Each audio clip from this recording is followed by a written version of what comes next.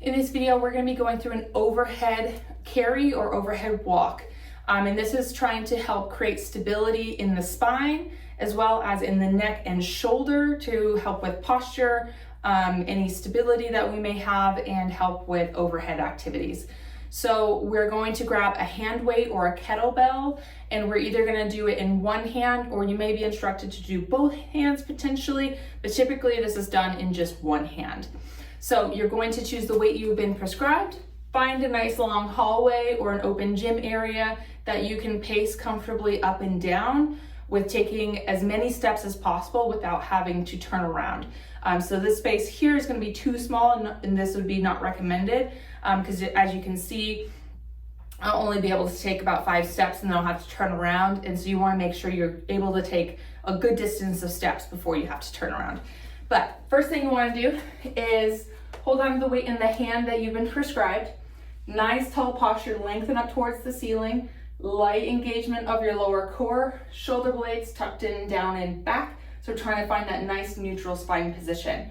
Then once we have our posture correct here, we're going to keep that shoulder blade down and back, but then raise that one weight up overhead while maintaining that neutral spine posture. So as you're coming up overhead, you don't want to start arching your back at all. You want to make sure that that stays nice and flat.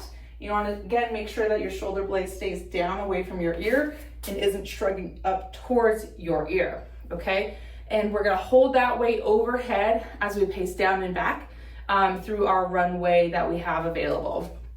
So again, tall posture, core engaged, shoulder blades down and back, raise that weight up overhead, keeping your shoulder blade away from your ear as much as possible, and keep that spine neutral. Keep all of that neutral, elbows straight, and walk through your runway that you have available. And you're just trying to keep all of that stable as you're pacing back and forth.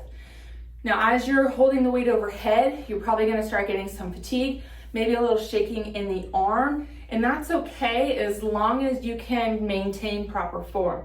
So you can work through the shakes as long as you're able to keep that arm stacked over top of your shoulder and your spine in neutral posture. If you feel like something is starting to break down, that's your sign to take the weight down. So you may, if you're like, oh man, this is getting tired, you may just rack it back on your shoulder and walk with some laps down here. And then when you feel like, okay, I'm gonna give it a go again, then you could prop it back up and then continue. So you can go back and forth between the racked position and the overhead position as needed during this process, okay?